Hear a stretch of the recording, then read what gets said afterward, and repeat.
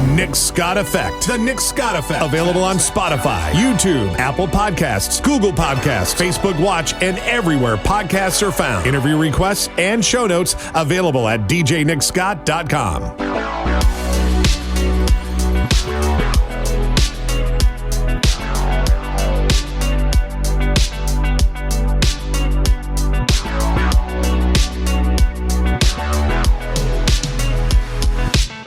Hey, thanks for checking out another episode of the podcast. We have my very dear friend Jim Strawn on, and there's just a couple things I want to let you know right on the front.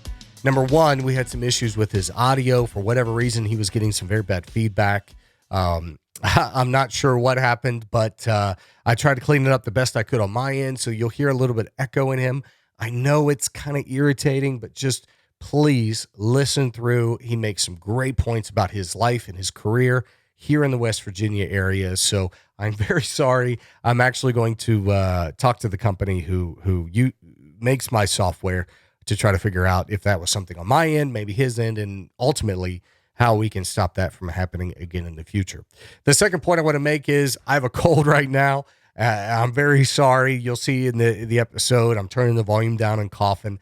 I have a 4-year-old who's in daycare, and anyone who's a parent who has a kid in daycare, you know it's a petri dish, and they bring all that home. So you please excuse me.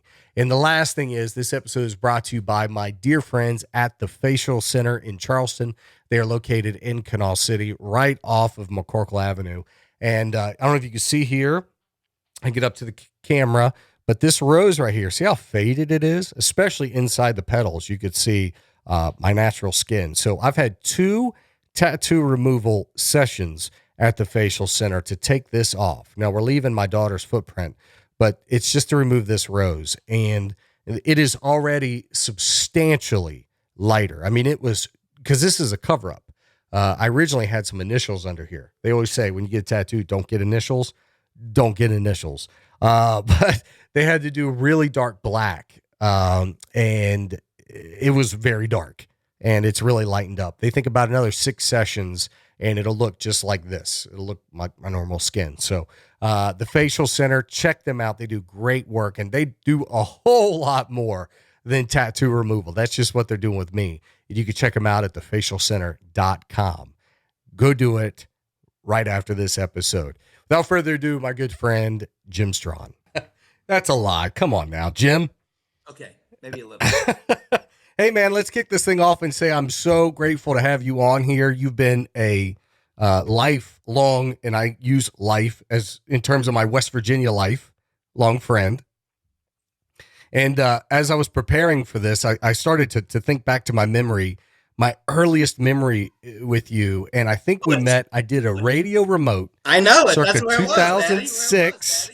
Yeah. And you were at Highland Hospital at the time, and I was still on the radio. Yeah, I was the director of marketing and community education for Highland Hospital from 1996 until 2016. My very first year there until my last year there, I was there for 20 years. The first year was the first, and then the last year I was there was the 20th annual Kanawha City Health Fair, brought to you by Highland Hospital in our gymnasium. Yeah, you did a little remote there with me with the radio station with Bristol. I loved it. We promoted it. I was on. I had another radio station that helped me promote it. And you're like, Jim, what's this? Their logo's in the newspaper. What the heck is that all about? I go, man, I'm just covering all my bases. I'm getting all the listeners. You were like, Jim, I don't know you that well, so I'm not going to really punch you out. But what's this about? That's how we met. You remember that?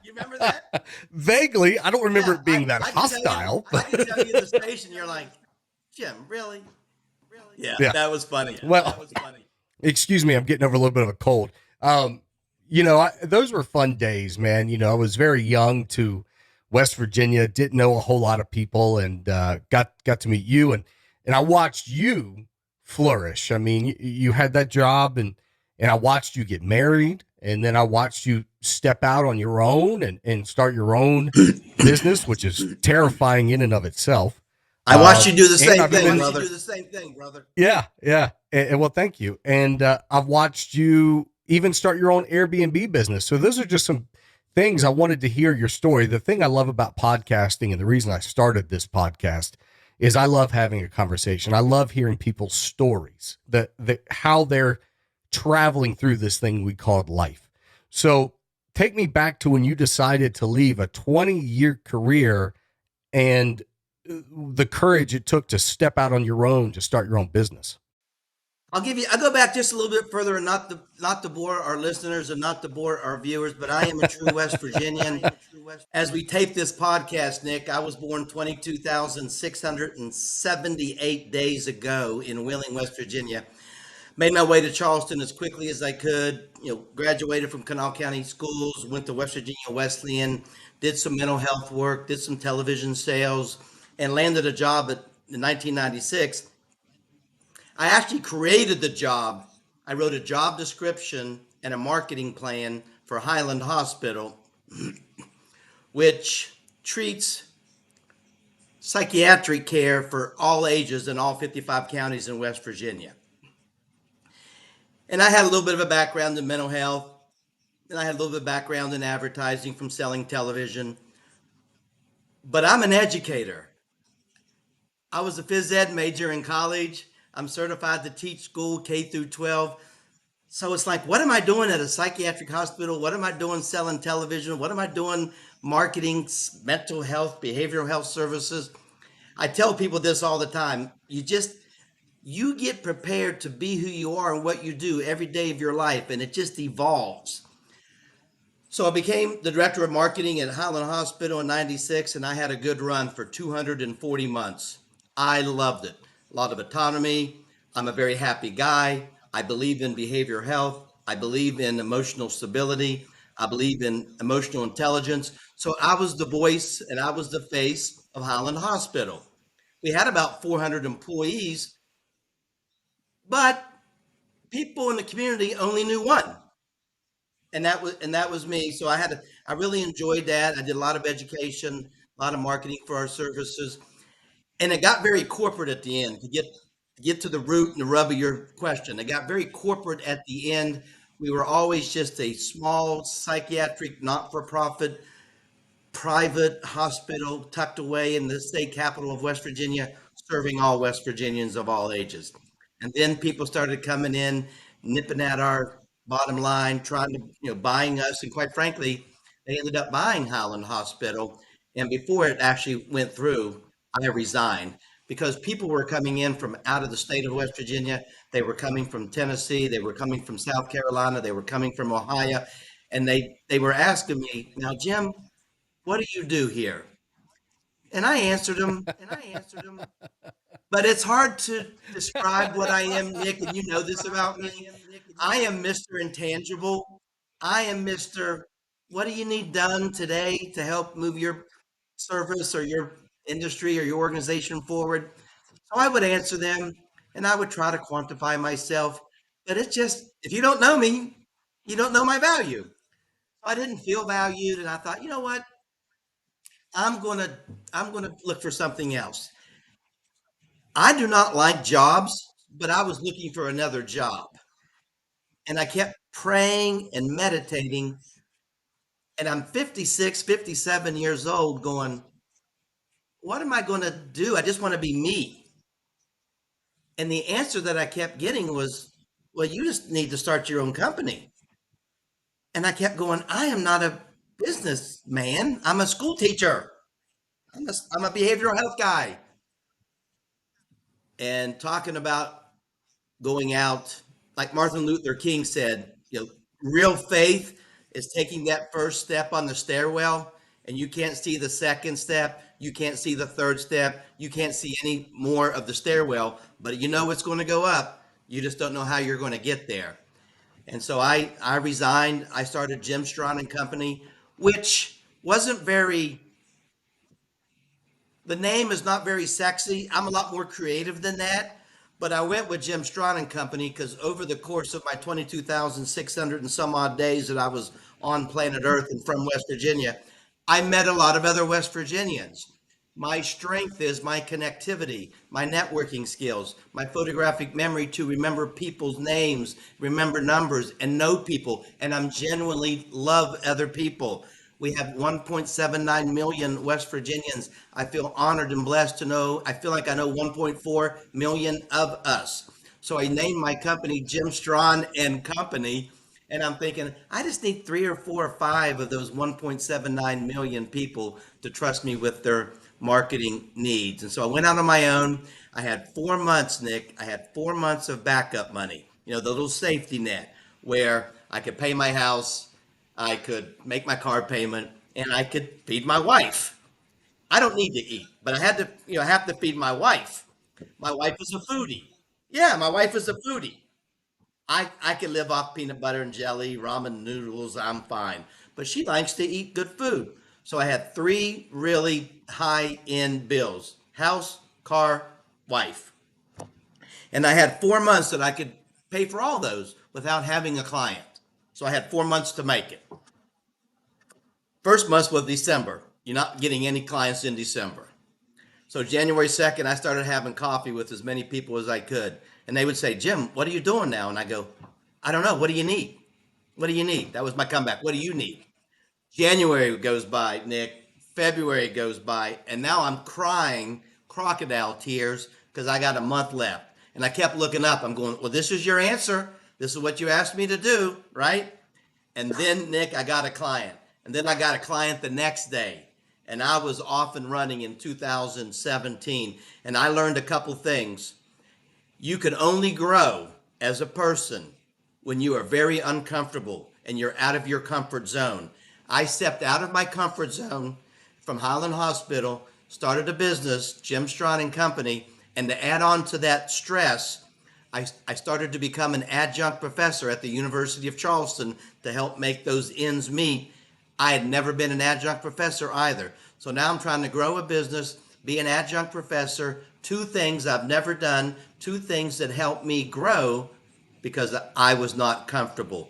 6 years later, I love what I'm doing. I love still being a professor at UC, and you see me, what I do as far as out and about in the community of West Virginia, the Kanawha Valley, and I'm all about moving this city and the valley and the state in a positive direction. I just want it to be the best it can be. I want it to be a better place to live, learn, work, and play. People think that's a line, but that's how I live my life, Nick. That was a long-winded answer, wasn't it? It's a great answer, and I think it's an inspiring answer for those who are trying to maybe step out of what is considered normal, like having a job. But I have a funny Jim Strawn story that goes perfectly with that. And when I start this, Clean. what's that? Keep it clean. Oh no, it's clean. It's clean. And as soon as I start it, you're going to be like, I know what you're talking about. So I had my truck worked on about a year ago, and I had to rent a car, and because it was going to be in the shop for 3-4 days. And this girl is taking me back to my office, and we're driving along, and she starts asking me what I do, and I tell her about my DJ business, and I do radio voiceovers and radio voice tracking for radio stations across the country, and blah blah blah. And she goes, "Oh, well, you probably know a guy I work part-time for." I said, "Okay, what's his name?" She goes, "Well, he's like the mayor of Charleston, but he's not the mayor of Charleston." And I said, "He's the mayor of Charleston, but not the mayor of Charleston." Okay. She said, his name's Jim Strawn. And I went, yeah, I know Jim. And you're right. He's kind of like, laughed.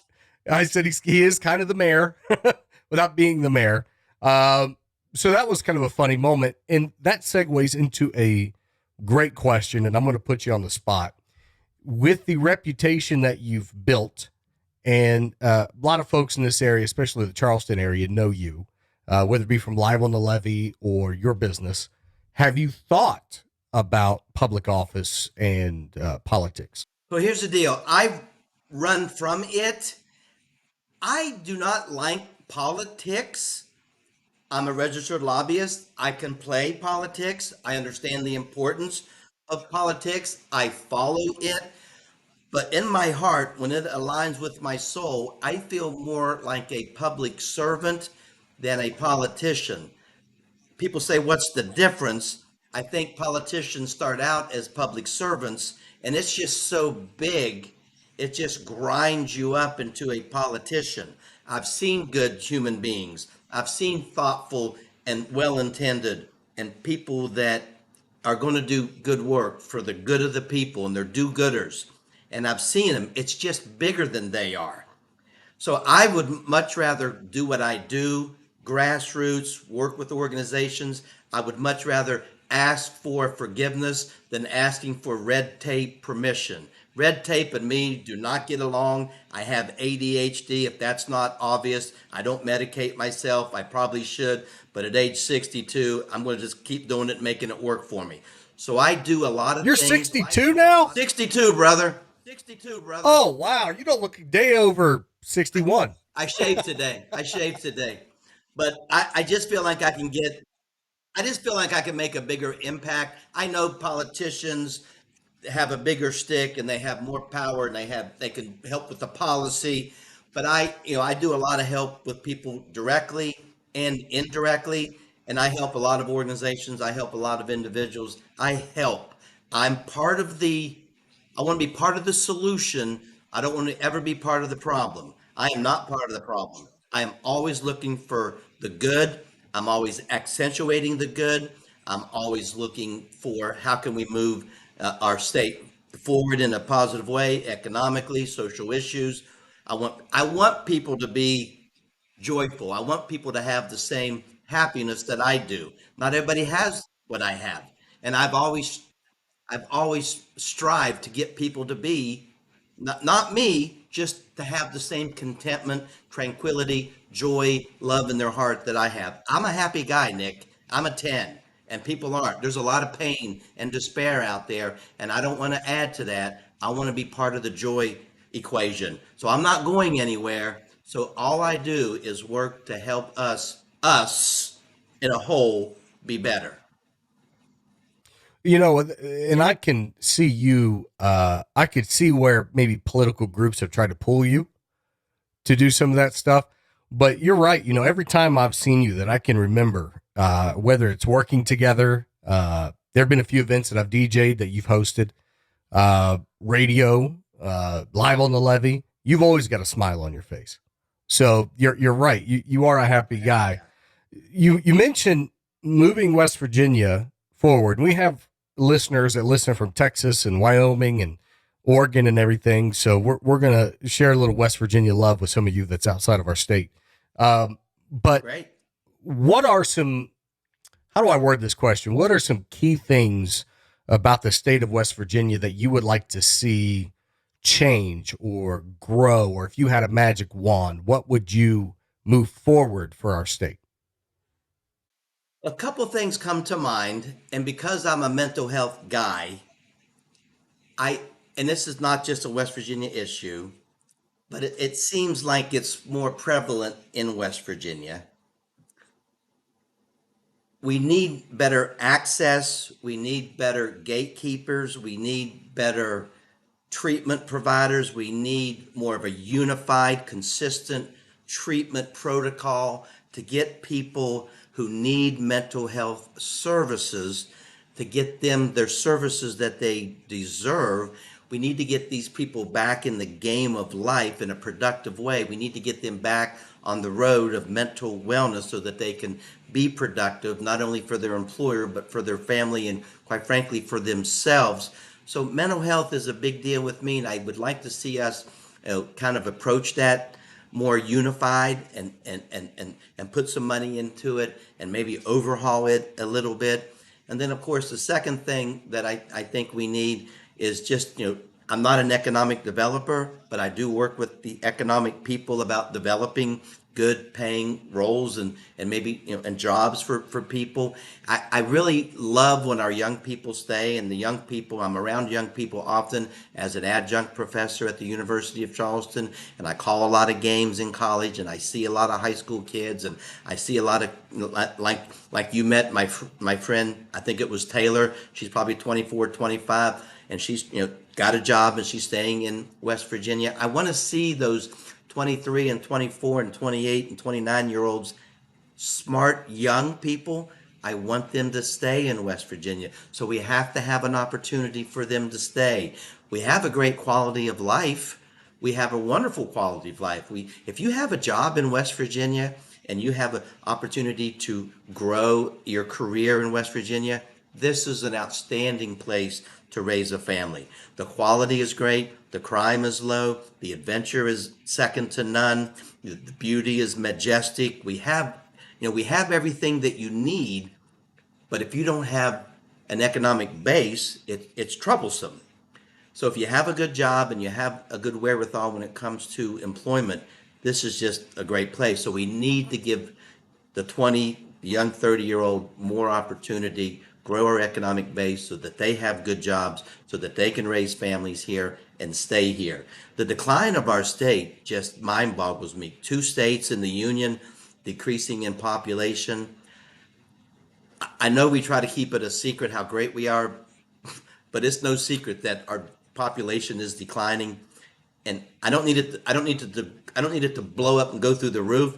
I just need it to stay where we're vibrant, and we can provide the companies that are coming in here with good workforce and good staff. So I know the development office is working hard. I know the economic offices are working hard. I help them.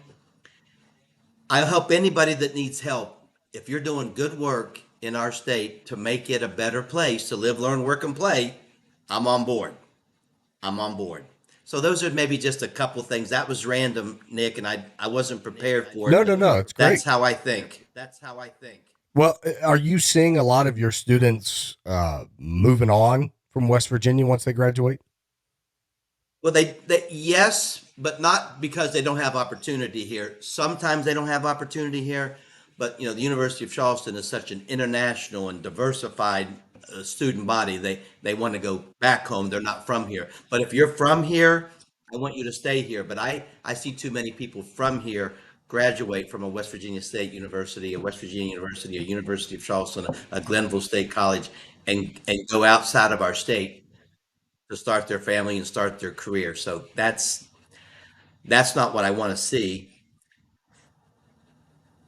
A lot of times they come back, and I love that, and I welcome them back with open arms, and I've had that happen over the course of my career.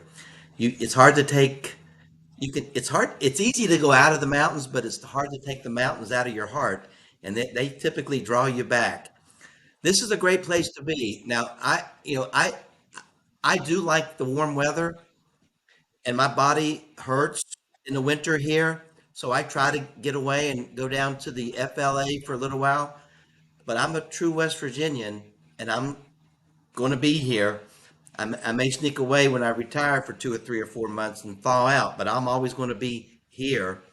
And I don't know if I could handle Friday nights in the summer if I wasn't here. I don't know what I would do, Nick. You referenced Live on the Levee. The Moses Otter Group Live on the Levee and I just kind of go hand in glove, don't we? Yep. Yeah. I've actually petitioned to be a opening DJ for Live on the Levee, and surprisingly enough, I've never got a call. Get in line. Go ahead and get in line. One of these days, they might get outside of the live band, but I know that's a thing that you tried to do, and keep trying. I don't have any jurisdiction over who plays down there. By the way, you know that. So to your point, and excuse me, my son is 4, a little off topic. And like what happens when you have a kid in daycare, he brought a cold home. So I've got a little bit of a cold, and I apologize. I've been turning the mic off, coughing a little bit, but to partly off of your answer. So I'm not from here. You know that. I grew up from in the Ohio, Cincinnati right? area. You're from Ohio, right? Yep. Cincinnati, Ohio. And I've made no secret. I've talked about this on the podcast. I've talked about it when I worked in radio. When I moved here, I was 22 years old, and I had a 2-year plan. I was going to come to Charleston, West Virginia, get 2 years on my radio resume, and go back home to either Cincinnati or Columbus. What's funny is I accepted a radio position here in Charleston at like 10 a.m. On like I forget what day, whatever day they called me to offer me the job when I was back home. And then by 3 p.m. that afternoon, a station in Columbus calls me and offers me a job. And I declined the Columbus job because I had already said yes to the Charleston job. And here I am. And I often think about how different my life would be had those 2 phone calls had come at different times. But I had a 2-year plan. West Virginia was not my plan to be in. to be here. It was to go back home and do radio back home and live back home. But I got down here and I instantly made a bunch of friends. I didn't make a lot of work friends for whatever reason. The radio industry in Charleston and I have always butt heads, but it is what it is. It's the media industry. The media industry is tough, I think, internally. Brother, as soon as I stepped foot into that radio station, they hated my guts. From the instant I walked in there, 22 years old, they hated my guts as soon as I walked in that door. But anyways, that's a story for when we're not on the air. Gotcha. But my point is, I made some great friends, friends that are still close friends to this day. I even consider you a friend, you know. Absolutely. And then within 10 months of being here, this girl that I became mutual friends with and then became friends with and then became hanging out with all the time. And next thing you know, she's at my apartment all the time. And next thing you know, well, daggone it, I love this girl. Uh-oh. And I married my best friend. You know, how many people can say, I got to marry my best friend? And we have 2 beautiful kids. Beautiful. Yeah, They're exactly. Stunning. Yeah. Beautiful. They're stunning. And so why do I paint this story? West Virginia has allotted me more opportunity than I think I would have ever had in Ohio. I had a very successful radio show when radio was still vibrant. I built a very successful DJ company and was able to provide for my family, even though radio really didn't pay the bills. And then once I left radio, I was able to not only take that DJ company, the revenue from it 3 times what I was making. And all that was from right here in West Virginia. Folks right here in West Virginia choosing me. Of all the options they could have, they chose me. And then I started this podcast during COVID, and it went from 5-10 listeners to now each episode, I average around 20,000 streams on Spotify. So that means on average, 20,000 people are going to hear you and I talking right now. I love that. 80%. I love that. 80% of that 20,000 is in West Virginia. So think about that. Yeah. So we talk about how wonderful West Virginia is, and it's hard to get away from these mountains, like you said. For me as a outsider coming in, West Virginia afforded me so many more opportunities and such a more vibrant life, whether it be professionally with stuff like this or personally with my wife and my kids. So I always tell people how wonderful West Virginia has been to me. And it's funny, when I do national radio, I've been on the Kid Craddock Morning Show, Ricky Smiley Morning Show.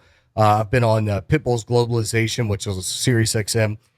They always introduce, this hot new mix from DJ Nick Scott out of Charleston, West Virginia, or from Charleston, West Virginia. They always say Nick Scott from West Virginia. And I never correct them. Beautiful. I never say, nope, I'm from Ohio. Nope. They're always like, it's Nick Scott from West Virginia, on the 1s and 2s, And I'm like, that's right. Nick Scott from West Virginia. I'm good with that. And you're proud of it. Well, you're actually an example of what I was saying. If you have a good role and you can pay your bills and you can raise a family, and you have to work hard, and you've worked hard, I've worked hard. You have to work hard. But if you want to find work and you get the opportunity to get a good job and you have financial resources, this is a great place to raise your family. Have a wife, have 2 kids. You're living up there where I used to go to high school. I'm an Elk River boy, Nick. I'm a Hoover, brother. So you're living up that way. I know your stomping grounds up there, brother. You mentioned earlier about a lot of hats that I wear. I love talking about all the hats that I get an opportunity to wear. You mentioned, yes, I have my little company, Jim Strawn and Company. It's just me. Yes, I'm an adjunct professor at the University of Charleston. I write children's books, the Sad, Mad, Glad books, kind of write those on the side with my buddy Chuck Stump, who would also be a great guest to have on your podcast, Nick Scott. And I run the Strawn Chalet, the Airbnb. The reason I said I got to jump off of here pretty soon is I have a guest here from the UK. He is staying at the Strawn Chalet as we speak, and his daughter plays football, soccer down at West Virginia State University. And he came to the United States of America last night as we taped this podcast for the first time, and I picked him up at the International Jaeger Airport, and I'm running him around because he's got no wheels. He wanted to ride my bike, but it's not the same as in the UK. I don't trust our highways with the bicycles because it's just not conducive. So he's welcome to ride my bike, and he rode it around the neighborhood, but not on the main highways. So I've been his Uber, if you don't, I guess putting in a terms, I'm his wheels for right now. I'm his Uber and taxi. So, but it's fun having an Airbnb. You get to meet so many great people, and I like, you can imagine I'm a pretty good ambassador to the city of Charleston. I'm a pretty good ambassador for the Kanawha Valley, and if you're from outside of our country or outside of our state, I'm a pretty good ambassador for the great state of West Virginia. No one loves it any more than I do, and I think I'm pretty genuinely, authentically, that passion comes through. So I get to wear lots of different hats. I get to help a lot of different people. So that keeps my life very, very fresh, very different, very non-mundane, very fiery, very burning in my heart every day. And I get up and who can I help today? And what client can I help? And people don't know, Nick. I think my favorite thing when people describe me is, now, is Jimmy, is he working? Is he playing? Is he getting paid? Who pays for him? What does he do?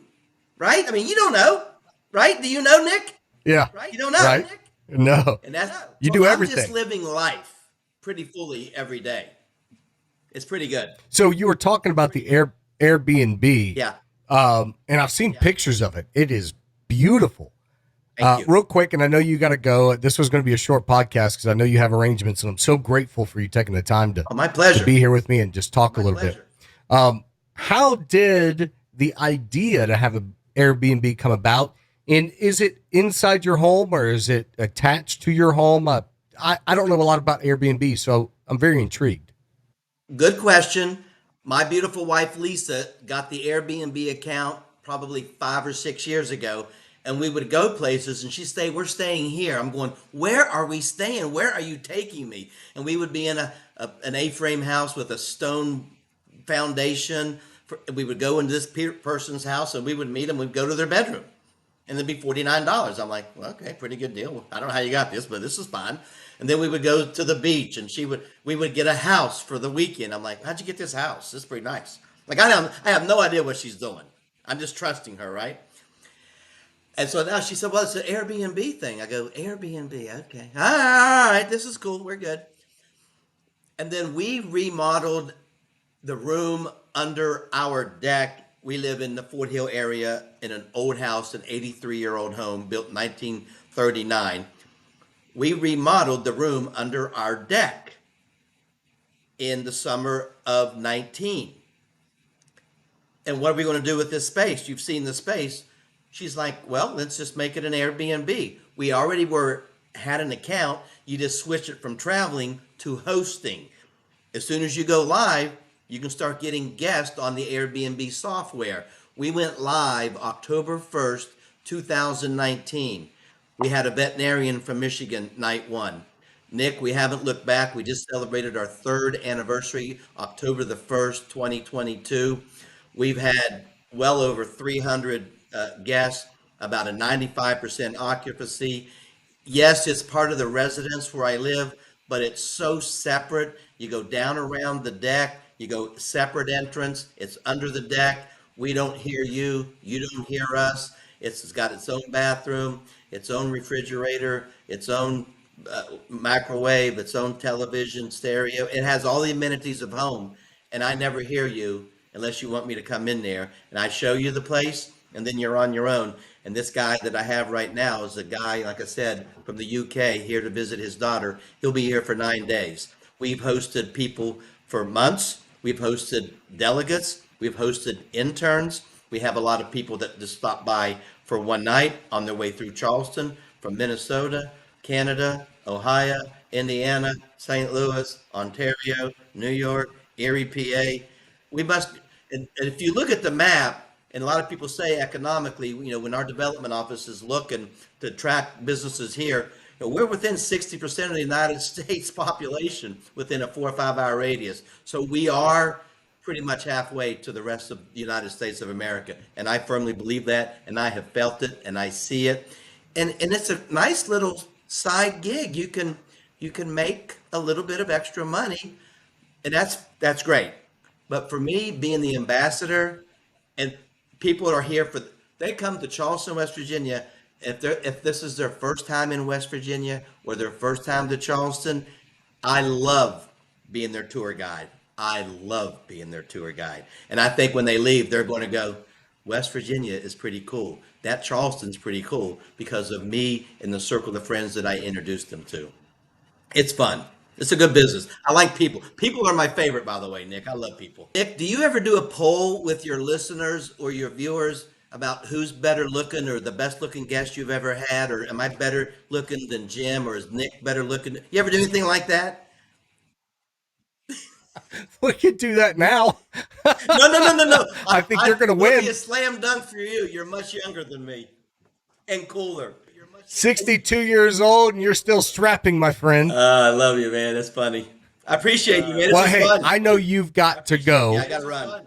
I know you've got to go. You said you have an appointment here shortly. So as we conclude, please tell everyone about your business, where they can find you online, and any parting thoughts you may have. Well, that's awful sweet of you. I hardly ever really sell myself. I'm a soft salesperson.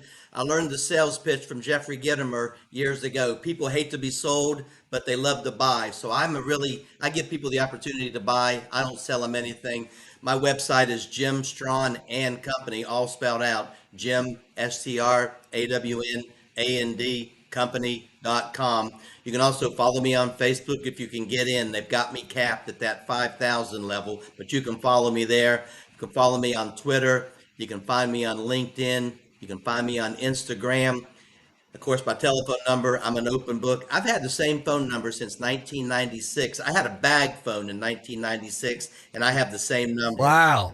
304-541. That's crazy. 4756. I've had one number through I don't know how many phones, but I got a bag phone in 1996. I thought I was hot crap, but that number was 304-541-4756.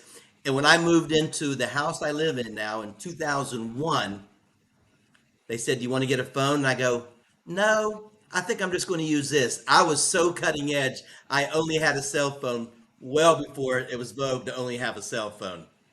So people, you can call me, and I like to offer help to municipalities and organizations and small businesses, big businesses. I'm a marketing guy, so whatever you need in that marketing arena, like I said earlier in the podcast, Jim, what do you do? What do you need? And if I can help you, I will. I appreciate you, Nick. Thanks, brother. Hey, man, I appreciate your friendship, and I can't wait to do some more stuff with you in the future. And Do it. as always, see you at Live on the Levee. You're a staple there. So, and make sure you treat the UK guy nice tonight. I don't want great. him going back across the pond thinking we're a bunch of crazy folks. He loves it here so far, and his daughter at West Virginia State loves us, so that's a good thing. I love when they love us. Like I love you, brother. All right, Jim. Thank you. Thank All right, you, buddy. sir. Take care.